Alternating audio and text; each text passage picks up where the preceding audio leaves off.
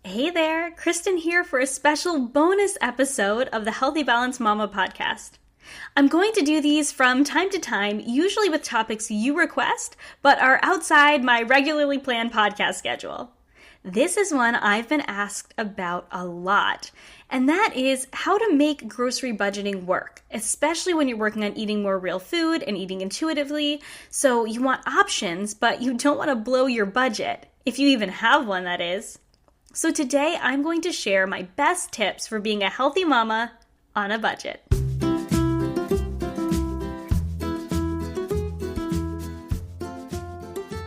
I'm Kristin Dovbniak, holistic nutritionist and mama of two, and this is the Healthy Balanced Mama podcast, a podcast about ditching the diet dogma, embracing intuitive eating, real food, and living healthy, happy, and whole.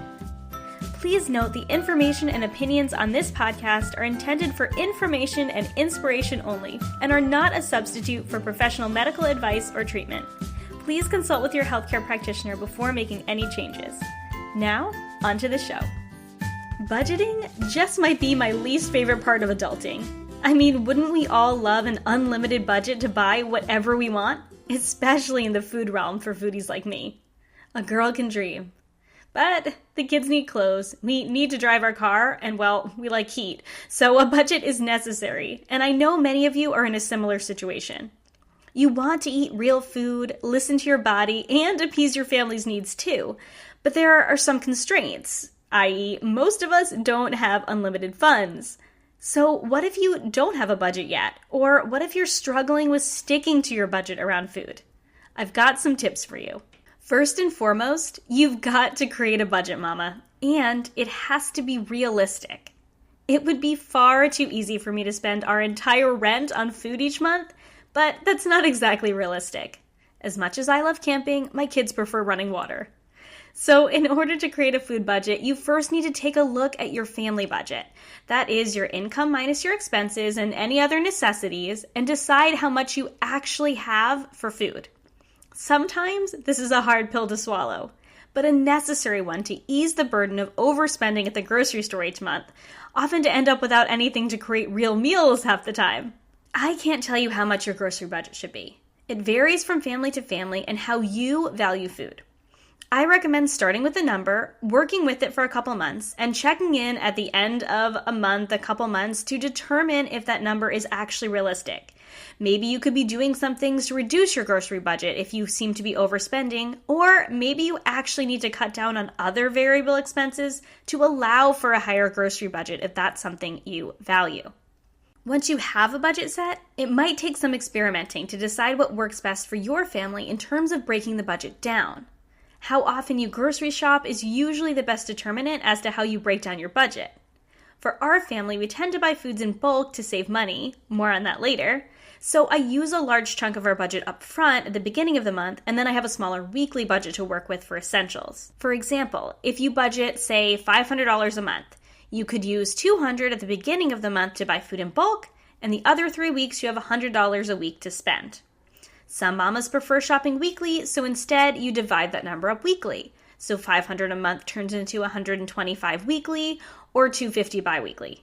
Don't worry if your budget is more or less than this number. It's just an example. This is not me telling you that's what your budget should be. You can make it work wherever you are as long as you're being realistic for what works best for your family. I have a whole article on creating a real food grocery budget on the blog, and I'll put that link in my show notes. So if you want more details, click that link. Okay, so you have your budget and you've broken it down. What now? Well, if you're going to stick to your budget, you need to have a list. And in order to have a list, you need to have a plan. So if you haven't listened to episode 10 with my best tips on meal planning and intuitive eating, go ahead and listen to that now. Having a plan means you have a basis for creating your list. And in order to stick to your budget, you need a list, okay? This is where having a Staples grocery list can come in super handy. It might take you a few weeks to develop this. Just roll with it. It'll help with your budget in the long run, I promise. So what a Staples list is a list of the things you buy every week or bi-weekly, whatever works for you. What you do then is price out how much you're spending on these things weekly or bi-weekly, and then you subtract that amount from your budget, and what's left is what you have to spend on everything else. So what I think a lot of us get tripped up on in terms of our grocery budget is forgetting these essentials, either forgetting to buy them and taking too many trips to the store, or forgetting we buy them every week and trying to budget out all the other things, forgetting the things we eat on a daily and weekly basis. So here's an example of our weekly or bi-weekly staple grocery list. Milk for the girls, whole milk Greek yogurt, eggs, spinach, frozen berries, sprouted bread, peanut or almond butter, deli meat for lunches, fruit of some sort for lunches and snacks, and coffee. We drink a lot of coffee, so we do try to buy this in bulk. We also have monthly staples, and we tend to use a service like Thrive Market to buy these in bulk, and then this saves us a little bit of money there. So we always get protein powder for smoothies because I love drinking smoothies a few times a week. I love having collagen in my coffee. We always get nuts for nut milk. We always stock up on our healthy fats, so that's like olive or avocado oil, coconut oil, ghee, those things we cook with. Butter is always on our list. Pasta, tomato sauce, canned tomatoes or tomato paste. My husband loves avocado oil mayo, though we try and make this at home. It doesn't always happen, so I make sure that's on our monthly list, so he always has that for his lunches. And then grains like oats, rice, and quinoa, and beans and lentils. We either buy these canned or dried, but those are things that we use on a consistent basis, so we make sure to put those on our monthly staple list so our pantry and our fridge is always stocked with the things that we need to create those simple meals. So like I said, we tend to buy those on Thrive Market or at our local bulk store to save money. Sometimes we buy things on Amazon. So that leads me to some of my best tips for saving money on food. So you have your plan for the week or bi-weekly or monthly, whatever works best for you. You've created a staples grocery list for your weekly budget and then for the month, and you kind of have an idea of what you have to spend. How do you save money on food, especially when you're looking to eat more whole, real foods? Number one is to simply ditch the packaging. It's easy to get wrapped up in the allure of just swapping one package for another and choosing a real food option instead of the more processed, chemical-laden versions when you're switching to more real foods. And friends, if this is not your value, that is A-okay. Whatever is your value is what works for you, and that's okay. These tips still apply. The problem is that these are typically more expensive, and though they might shift the quality of your food, if that's your value, if it's not something you're going to stick with and it throws your grocery budget out of the water, it's not worth it. So ditching the packaging and choosing to make food at home when possible, or choosing package-free options for snacks like sliced cheese versus string cheese, salted nuts instead of crackers, etc., saves money, and it helps to reduce plastic to boot. So that brings me to number 2. Buy in bulk. I've mentioned this a couple times, and this is a great way to save money, but it has to be on items you use regularly. If you're buying 60 bags of potato chips or a 32-ounce tub of something that's going to go bad before you're even close to using it up, then it's not actually a smart budgeting decision. But if you buy items in bulk that you use regularly, like dried beans, whole nuts and seeds, grains, and then you take advantage of sales on meat, fish, dairy, we like to utilize a service called ButcherBox for less expensive quality meat, you can save a ton of money in the long run. But it does require some planning ahead to figure out exactly what you can buy in bulk, and that's where having that staples grocery list, both weekly and monthly, can really come in handy. So number 3 is to utilize what you have. Most of us have a pantry full of goods and we keep buying new things. That can of white beans that's been sitting in your cupboard for 6 months could be used for a delicious white bean and kale stew or a white chicken chili. Check out what you have before you decide to buy new. I always recommend keeping a pantry and freezer inventory list on your fridge so you know what you have and you can base your grocery plan off of that, your grocery list or your meal plan off of those things first and save a little bit of money that way. Eventually, you'll be able to keep your pantry stocked with those staple items you know you use on the regular. So number 4 is to shop local and in season. This changes depending on where you live in the country or in the world, but it does, no matter where you are, help the local economy, and it provides a ton of nutrients too when you're buying food fresh, especially produce. But buying in season tends to be where the most budget-friendly options lie. You can get strawberries in January in New England in the grocery store, but they're going to be way more expensive and way less delicious, to put it mildly, than in July. So hit up your local farmer's market or your farm, even better, for the best deals in season on in-season foods. So number 5, choose the cheaper cuts. Real food doesn't need to be fancy meals and new recipes every night. Sure, I post a lot of recipes on my blog, and so I do a lot of recipe testing, but more often than not, even our family favors simple meals. Taco bowls, steak salad, roasted chicken and veggies, pasta. So choosing cheaper cuts of meat, forget the boneless, skinless chicken breast, and less expensive vegetables and fruit, sorry dragon fruit and avocado, more often than not can save your budget big time. So a few tips to save on meat and vegetables especially. For meat, buy bone-in cuts. They're usually less expensive, and as a culinary bonus, they often add more flavor. Fattier, less desirable cuts of meat are also cheaper, and they're often delicious when they're slow-cooked or cooked in a stew. Ground meat is also the way to go for the most expensive and versatile option. So whether you choose to eat ground beef, ground turkey, ground chicken, you can make burgers, tacos, soups, meat sauces, you name it, and it's inexpensive and there's a ton of ways to use it.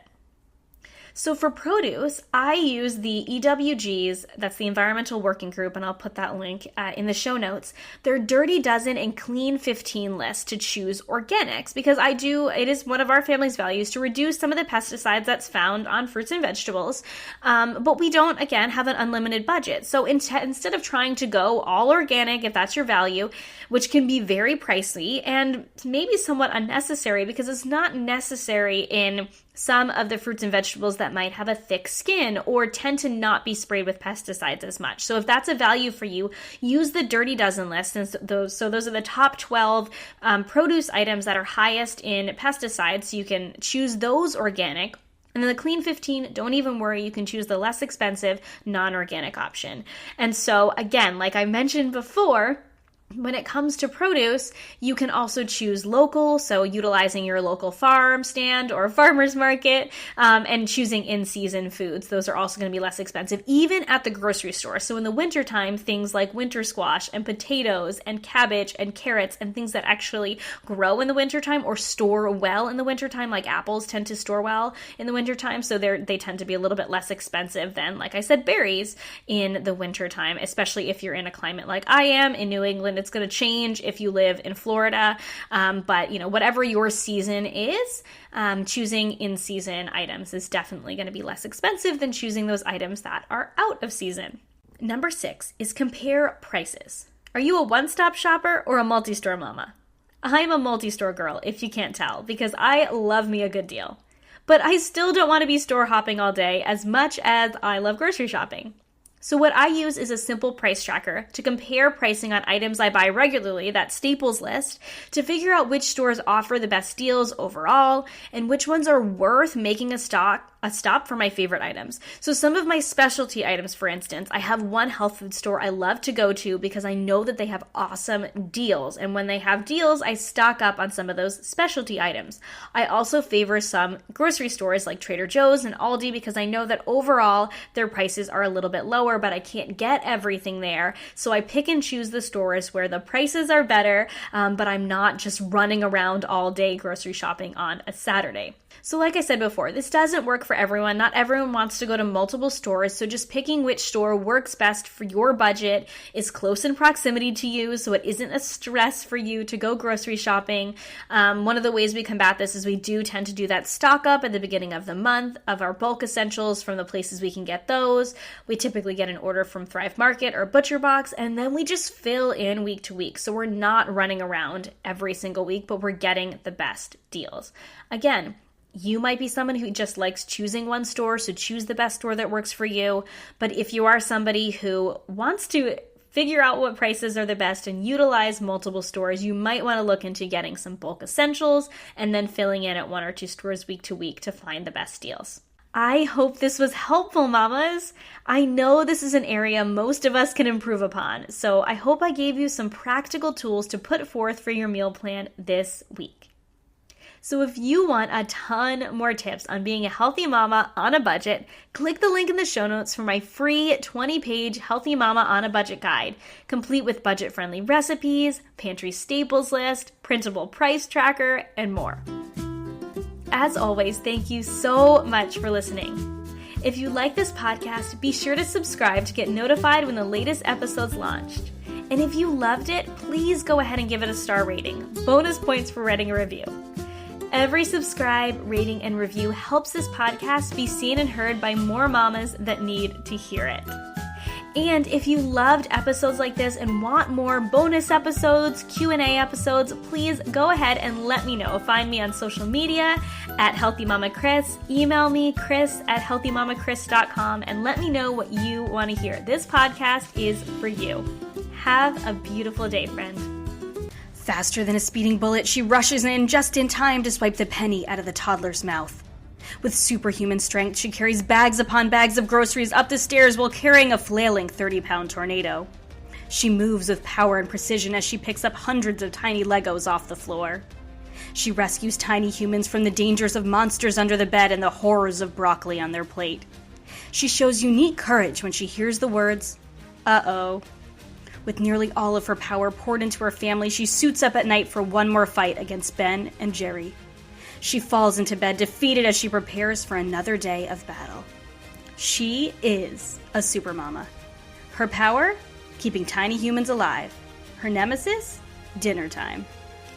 Mama, you are a supermama, and I want to help you feel like one. I want to help you stop feeling defeated and start feeling energized and empowered in nourishing yourself and your family.